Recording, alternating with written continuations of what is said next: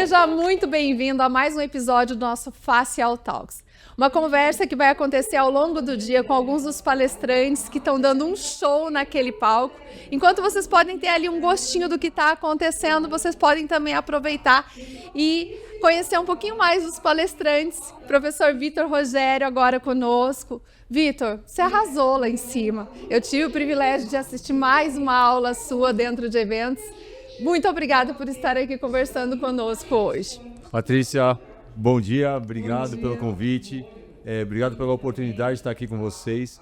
Como eu disse ali no começo da minha aula, a Facial é uma referência para todos nós e ser convidado para participar de um evento dessa magnitude para mim é uma honra grande, sem tamanho, de estar com vocês aqui. Então fico muito feliz de poder contribuir um pouquinho aí com esse espetáculo que vocês estão fazendo aqui. A honra é nossa. E eu sou suspeita em falar aqui com vocês, porque eu já assisti, já conheço o professor Vitor já há algum tempo, e eu já falei pessoalmente para ele que ele é uma das maiores referências que eu tenho aqui na área, né, Vitor? Obrigado. E não só por causa da questão técnica, que ele é de uma excelência surreal, mas porque ele consegue trazer para todos nós profissionais uma outra visão também sobre o profissionalismo dentro da estética, porque o professor Vitor ele consegue trazer uma vida muito mais equilibrada, uma carreira equilibrada, onde ele tem toda a parte técnica e ele também tem toda essa parte de equilíbrio com a família e também a carreira em si, né? A família, o surf e a carreira. Então eu quero começar esse nosso bate-papo agora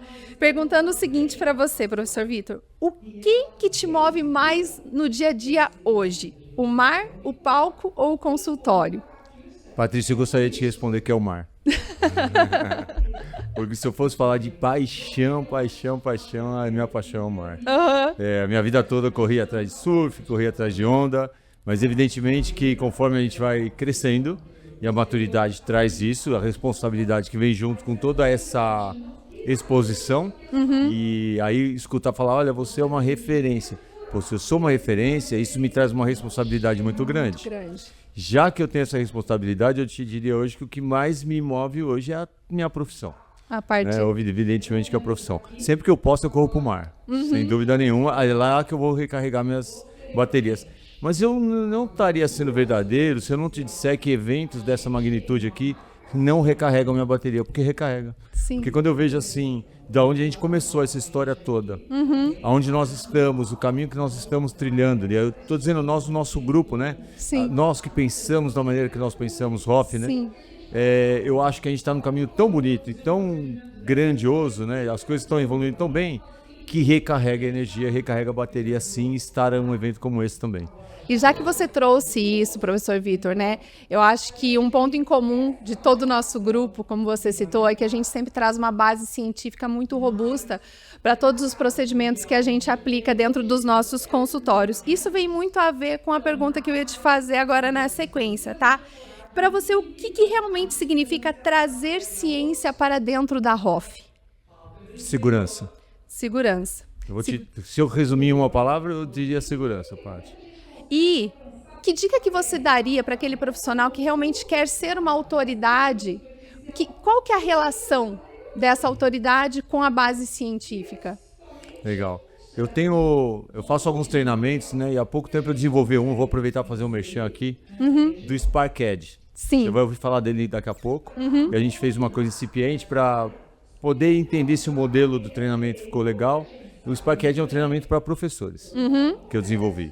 É para quem quer ser professor ou autoridade, ou como é chamado KOL, né? Key Opinion Leader, ou formador de opinião, enfim.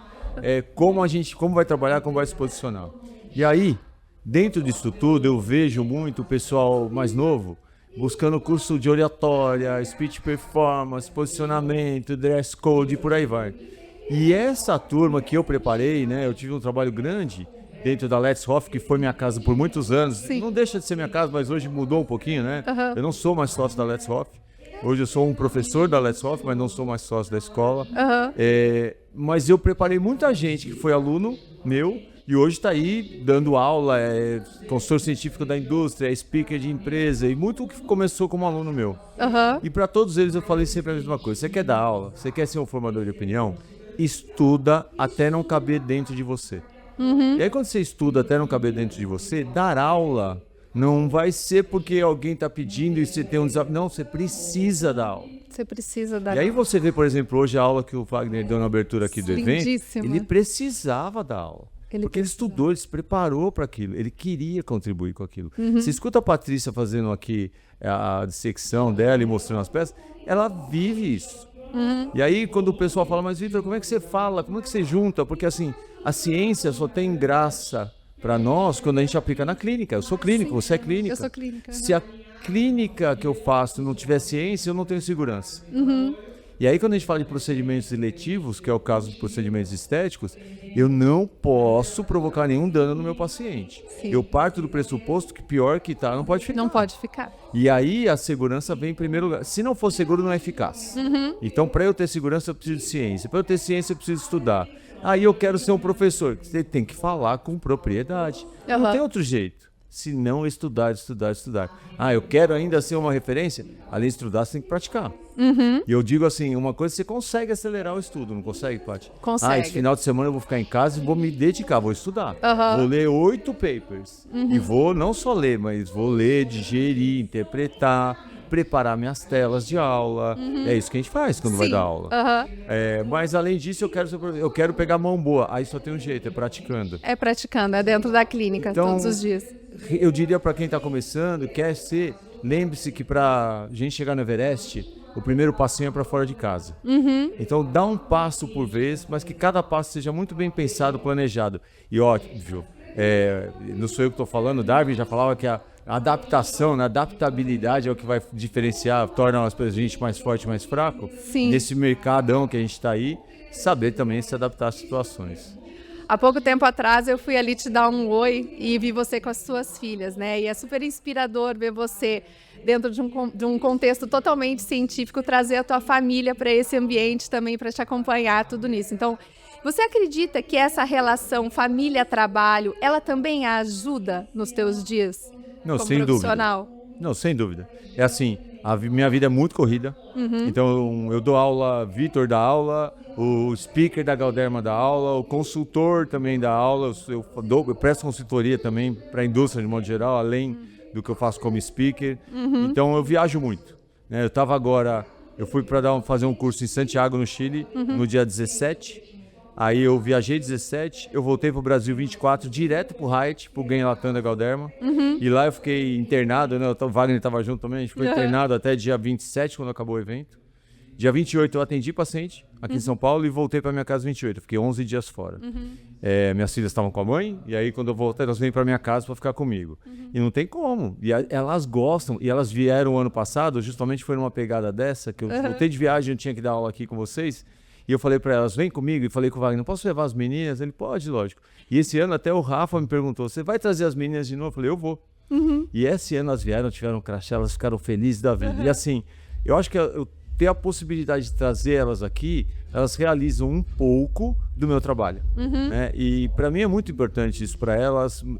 Eu estou ensinando, né? Acho que a nossa missão como pais é criar gente.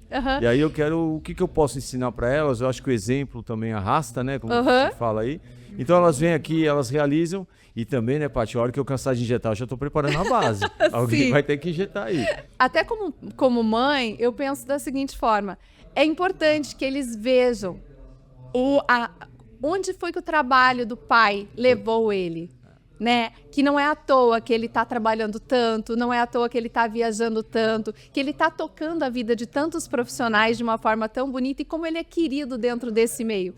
Então é muito importante para que a gente possa passar tudo isso para eles, né? Não, eu concordo com você. Veja, uma coisa que eu tento passar para elas também como criação tem que estudar. Pô, estudar é legal. Tem que trabalhar é legal, porque senão a criança vai pensar o quê? Putz, que saco, tem que estudar. Aí depois eu cresço, sou adulto, tem que trabalhar. E tudo isso é ruim? Tudo isso é sacrificante? Quer dizer, a vida é a gente sobrevive não é uma torta de vive. limão, né? Não, cara, mas assim, tem desafios a vida? Tem. Mas o desafio eu coloco. Aonde eu quero chegar. Né? Então eu coloco o meu desafio, eu durmo em cima dele, eu acordo em cima dele. E, enfim, mas assim, você imagina a Helena, que tem 14, a Marina, que tem 11, assistindo tudo que elas estão assistindo aqui. Elas viram uma dissecção de peça anatômica. Então elas começam a olhar para isso, lidar com isso. Eu espero, como eu disse para a Maria, que é minha estagiária que está aqui com a gente, eu falei para ela assim, que vocês vão aprender sem fazer força.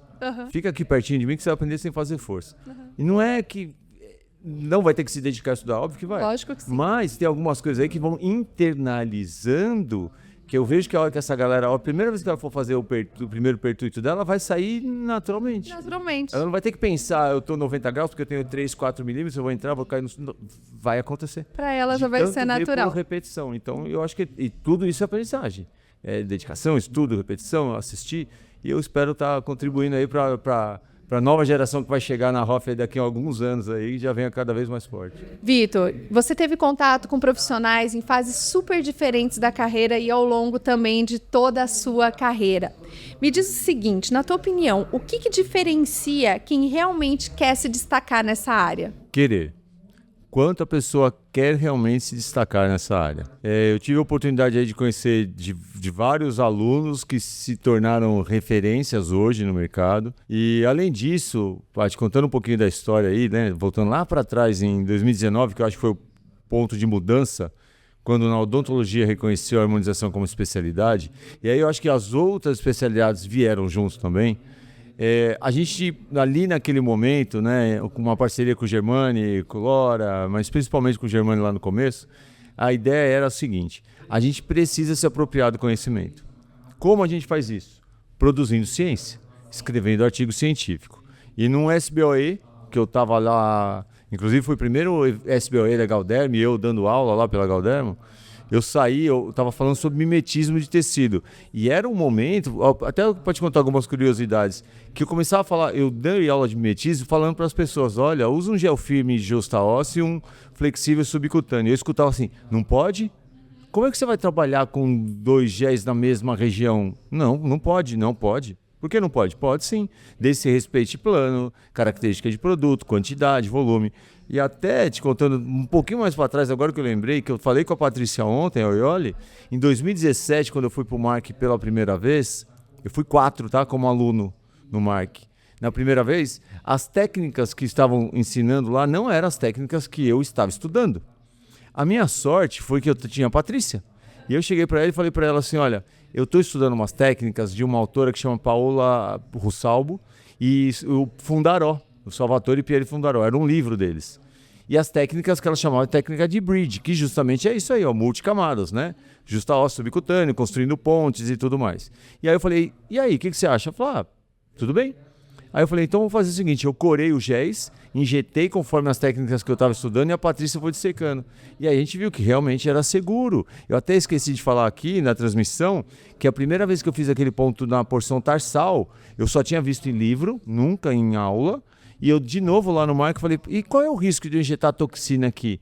Ela falou, injeta aí pra gente ver. Então eu fiz, a gente corou, era corante alimentar, coramos, eu pus uma gotinha para ver quanto que ia dispersar ali na região, ela dissecou, a gente parecia seguro, eu voltei a reproduzir. Na sequência eu mandei um trabalho para o New York Dental Meeting com 5 casos. Era uma coisa muito incipiente. Então eu não sou pioneiro, deixar bem claro aqui, eu não sou, mas eu acho que eu participei muito e hoje conversando muito com o Lora, com o Germani também, eu acho que a gente participa de verdade ativamente da maneira que, por exemplo, a toxina botulínica é utilizada no mundo, né? Então, com novos olhares aí. Enfim, voltei por querer. E tudo isso aconteceu porque a gente queria muito. Porque a gente queria fazer parte. Naquele momento, eu me vi com uma possibilidade. A gente começa a ser reconhecido como formador de opinião. E aí o formador de opinião traz junto aquela imensa responsabilidade, que a gente já falou. Então, assim, já que eu tenho a possibilidade de contribuir e as pessoas vão me escutar, então vamos estudar para a gente passar para frente. Então, a gente quis muito. O Germani é um cara que quer ser o cara mais conhecido no mundo por publicação científica. Ele vai chegar, porque ele quer. Então, querer. E aí, o que você quer? Você quer ser um excelente profissional de consultório? Seja um excelente profissional de consultório, escuta tudo. Quero ser um professor de excelência? Tem que ser, tem que estudar. Assim, eu de verdade, eu não acho que o clínico tem que ler artigo científico. Mas Vitor, não tem. Não tem. Agora ele tem que saber com quem que ele vai estudar. Você, nós somos professores, você é obrigado a ler artigo científico. E mais do que isso, eu sou obrigado a ler o mais atual, por respeito àquela pessoa que está pagando para assistir minha aula, eu tenho que estar o mais atualizado possível. Então o PubMed, eu não tenho notificação do Instagram no meu celular, para ser sincero, quem cuida é a Maria, mas do PubMed eu tenho. Dos artigos que estão saindo, eu estou sempre atento, vendo o que e não tudo, mas o que é relevante para aquilo que eu quero falar e o que eu quero ensinar. Então, querer. E querer de verdade. Vocês estão vendo por que eu sou fã dele? Vocês estão entendendo, né? E para a gente finalizar aqui, então, nessa nossa conversa, professor, que mensagem que você deixaria para aquela pessoa, para aquele profissional que ele quer unir essa excelência técnica, mas também aquela vida com um propósito? Pensando em propósito, nós, profissionais de saúde, o nosso propósito é cuidar do paciente. Então, o paciente tem que estar no centro. Hoje, os estudos que falam do paciente no centro das ciências médicas, né? E aí eu vou parafrasear um autor que é o Francis Pibari, esse cara, e ele é de verdade um médico de Harvard, não é que ele foi para Harvard alugar, exatamente. Então eu até achei interessante trazer ele nesse assunto. Ele é muito reconhecido porque ele diz assim, quando a gente trata uma enfermidade, temos que ser totalmente imparciais. Ou seja, é a ciência e a sua experiência que vão te guiar. Mas quando eu trato um ser humano, eu tenho que ser totalmente pessoal. E aí ele finaliza a frase dele, eu até usei isso numa aula que eu preparei recente, que é assim, o segredo de cuidar do paciente é simplesmente cuidar do paciente. Então, para a gente, e de uma maneira muito simples, o que eu faço hoje na minha vida é ou eu cuido diretamente dessa pessoa, ou eu ensino gente a cuidar de gente. Então é tão simples, né? É gente ensinando gente a cuidar de gente. Então, quando a gente entende a magnitude, a simplicidade, mas a responsabilidade que tudo isso traz, é isso que a gente tem que fazer, cuidar do paciente. Certamente. Muito obrigada, professor. Foi um prazer ter você aqui conversando com a gente. Eu tenho certeza que essa conversa ela foi maravilhosa para vocês, como foi para mim.